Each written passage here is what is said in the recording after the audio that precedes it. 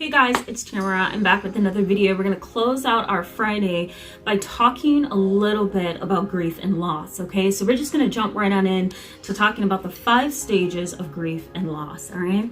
So thank you so much for those of you who have been subscribed to my channel and participating. I totally love your comments, your questions. I think it builds an educational, supportive atmosphere, so I think it is awesome. Thank you so much for that.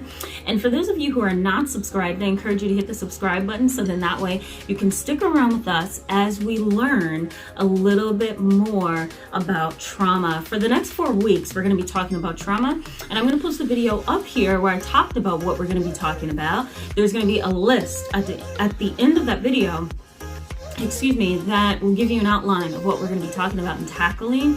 But today we're going to be tackling the 5 stages of grief, all right? So the obvious benefits for you today is that you're going to learn a little bit about the 5 stages of grief. And I want to point out some misconceptions about grief and loss that I think we should be focusing on, all right? So let's just go ahead and jump into the first misconception of grief and loss. I apologize. It's been a very long day, so I end up stuttering at the end of my day, so I'm sorry about that. Okay, so let's go ahead and talk about the misconception. So I think there's typically 5 misconceptions about grief and loss. The first one is that you can get over the loss, right? I'm sure you've heard people say things like, you mean to tell me that you're still grieving? That was like 12 years ago. Of course, I'm still grieving, right?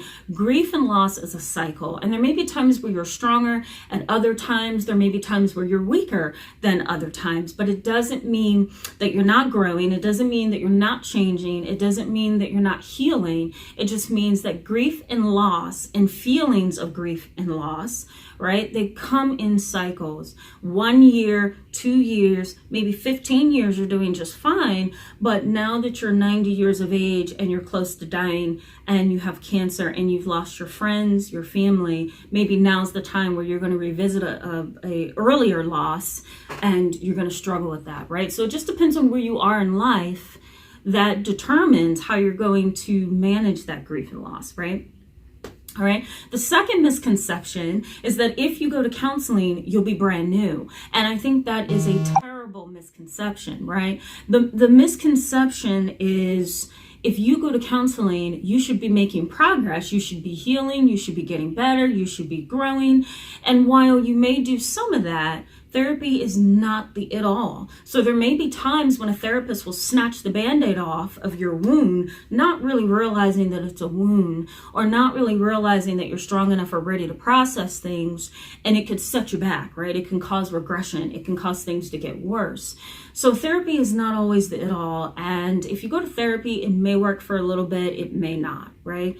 So I think that's another misconception. If you go to therapy, you should be better, all right? The third misconception is that you just need to stay busy and forget about it. That's another misconception, guys, that I'm totally not for. You can fill your life up with things and be extra busy, but believe it or not, you're going to end up feeling like you're hanging over when you stop, okay? It's like getting hit with a bus.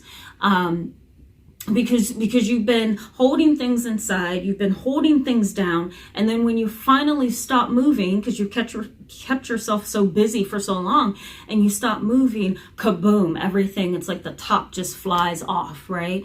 And you can go into rages, and you can go into fits, and you can even begin to experience symptoms of manic depression or mania, right? Where you're extra high and hyper, almost like you're on crack, and you can't calm down, you can't sleep, you can't relax, you can't think, everything is like spinning and going, and right? You can also get increased anxiety as well, and lots of insomnia. So keeping yourself busy and ignoring grief and loss, okay, that may be good to a certain extent, but other times it is not, right? It's unhealthy. All right. The fourth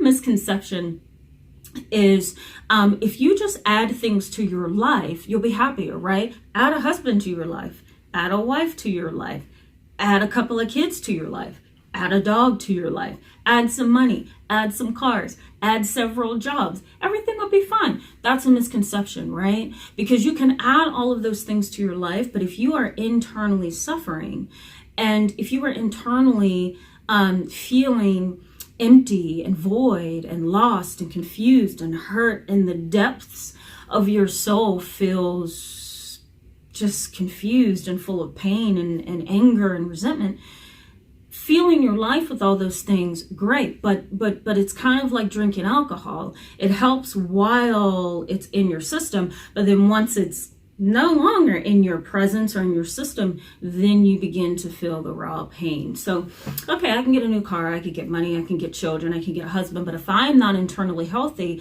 nothing else in my life is going to be. The fifth misconception, okay, is if you get some medication, smoke some marijuana or cocaine, drink some alcohol every now and then, let loose every now and then, be promiscuous and risky, you're going to be fine. You just need a little fun in your life. Again, if you are not internally healthy, nothing that you do is going to be good for you, okay? You're going to find that out, unfortunately, that there's going to be an end to whatever it is that you may be using to self-medicate, and that's the sad reality. Okay, so what are the 5 stages of grief? So the first is denial.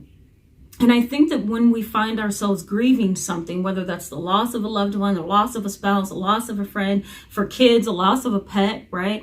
Whatever that loss may be, whatever that grief may be, we can go into denial. And it may not happen right away. It may happen 6 months after, 5 years after, 20 years after, right? Denial sets in.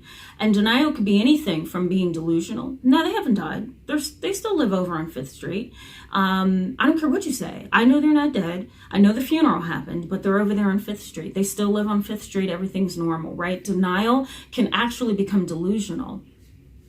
Denial may also be not wanting to think about and process the funeral, the death, or the person walking out of your life, or the loss of something that you loved and cherished. You just kind of live life every day like nothing ever happened, okay? Now, the next one is anger. Anger, again, you know what that is, but it's basically that pent-up energy that you're pushing down. You're kind of keeping it hidden. It's internalized, but eventually like the lids are going to pop off, right? Because you can't hold it down without processing it first. You know, I heard somebody say once, and I thought it was a pretty wise saying, the only way over is through. Yeah, it's backwards. The only way over is through, right? You can't get over that mountain until you go through, right? And so, or I've heard other people say things like you can't climb over the wall. You know, you really do have to like find some other way. You can't get around it. You're going to have to go the right way. And so for you, for me, for anybody else who is struggling with grief and loss, I think the most important thing to keep in mind is that we can't get around the pain. We have to process it. We have to go through it. Okay. All right, so I might post a copy of a song that talks a little bit about that. So look in the description box below. I'll post a song about this. All right, might give you something to kind of think about. Okay, so the next stage is going to be depression. So after the denial or after the anger, whatever stage you're in, because these stages can occur in multiple ways in your life, right? So let's say you're in the depression stage. Well, we know what that is, right? You may not want to eat. You may not want to sleep. You may be irritable. You may not be able to function, your job may be all out of whack, you know, your mood is roller coaster, right? So that's the depression part of that. Bargaining is the 4th stage, and that's when you say, God, if you are hearing me, if you just bring my mother back or my father back, I will do whatever you want me to do. That's bargaining, right? It's pleading and begging to hopefully get what it is that you're missing or that you want. The final one is acceptance, and that's the hardest stage for a lot of people. A lot of people are afraid of the acceptance stage because I find that in my practice, there's 2 different kinds. One is the person who doesn't want to accept the loss, whatever that loss may be, because that means it'll no longer be a figment of my mind. It'll no longer be something that's on my mind. So then I lose that piece of that person or that thing that I lost if I learn to accept it. The second person I see in my practice is the person who can't and won't accept because it's either too painful or they're too angry. So the acceptance stage is really hard. You may find yourself never getting to the acceptance stage, but you're coping. And that may be okay too, depending on, you know, how you manage your life.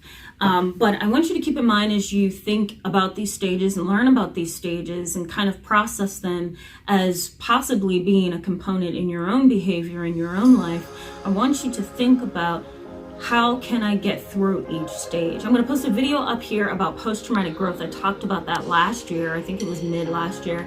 And I talked about the process of growing and coping with trauma.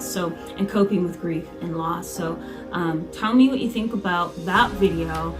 Come back to this video and let me know what you think. I welcome your comments. If you found this video to be helpful, I encourage you to give it a thumbs up. Thanks so much for being with me today, guys. I always enjoy having you. And for those who are not subscribed, I once again encourage you to hit the subscribe button. Stick around with us because we have a lot of interesting and I'm sure very personal topics that we're going to talk about. I'll see you really soon. Bye-bye.